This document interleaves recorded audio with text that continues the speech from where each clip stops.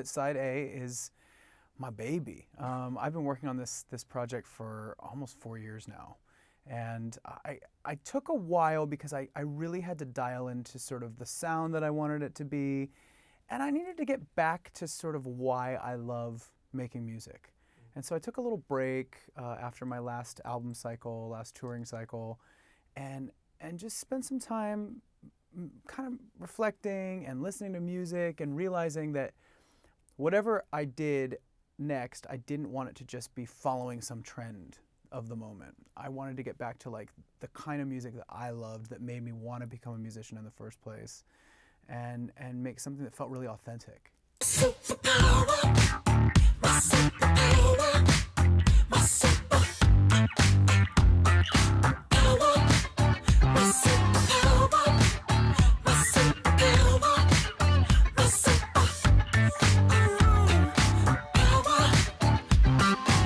Thematically, most of the songs on side A deal with empowerment of some kind. Superpower in particular is a song, an anthem really, about demanding your worth, demanding respect, demanding your place in the world. And if anybody tells you no, or tries to box you in, or puts you down, or discriminates against you, it's an anthem for anybody that's felt that way. And hopefully it gives them that strength to say, you know what, no, I'm gonna do what I'm gonna do. But like, while dancing. With a smile on your face, shaking your ass.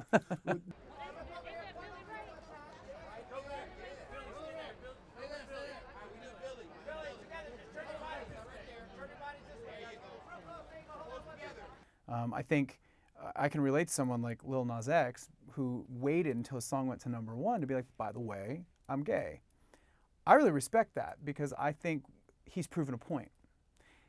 And now he can turn around and that ripple effect to all the young people out there that might be questioning their sexuality or just coming out, or older people that are living in it.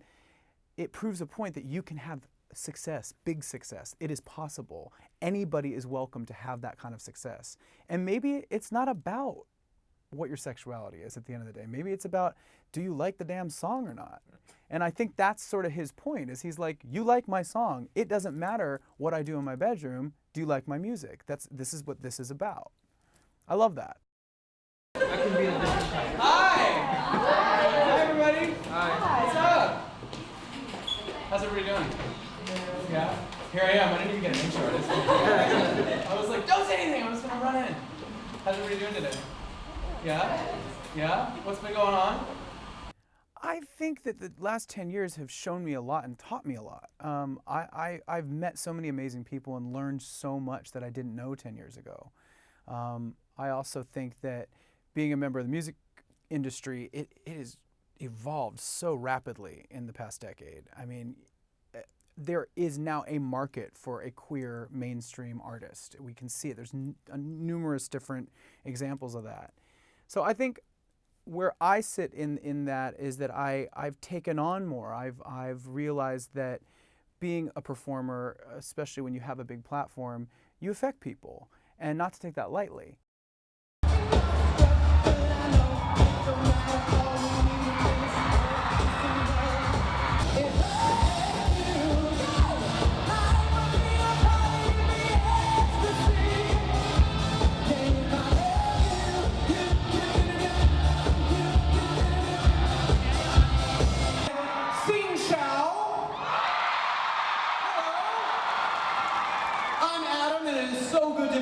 Thank you very much. I think it's less taboo to be queer in the music industry now, because there's like so many cases you can point to and be like, oh, it worked for him, it worked for her. I think 10 years ago it was a lot different. 10 years ago it was kind of like no one really knew. And I met a lot of amazing people in the industry, executives, people, publicists, marketing people, who on a personal level were cool with me and totally open, but didn't understand how this was going to work on mainstream America, or the world for that matter. Now, I think there's been some research and they know better. Now people aren't as scared, they're not as fearful, there's answers, there's examples.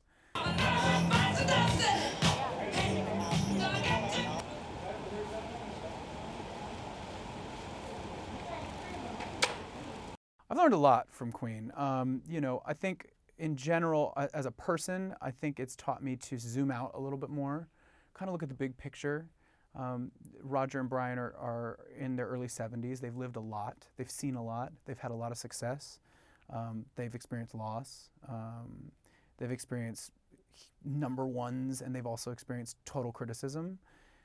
They don't really sweat the small stuff, you know? And just being around them, sort of watching them lead by example has been really, it's helped me grow. It's helped me grow up. It's helped me evolve a little bit. And it's given me a different perspective on things. And I think musically, obviously the music of Queen is super iconic. People know these songs even before the name of the band sometimes. I've had friends that have come to concerts and been like, I didn't know that that was a Queen song, but I've heard it a zillion times. So that's pretty amazing to have a catalog like that. And one thing that all these hit songs have in common is that they've stood the test of time.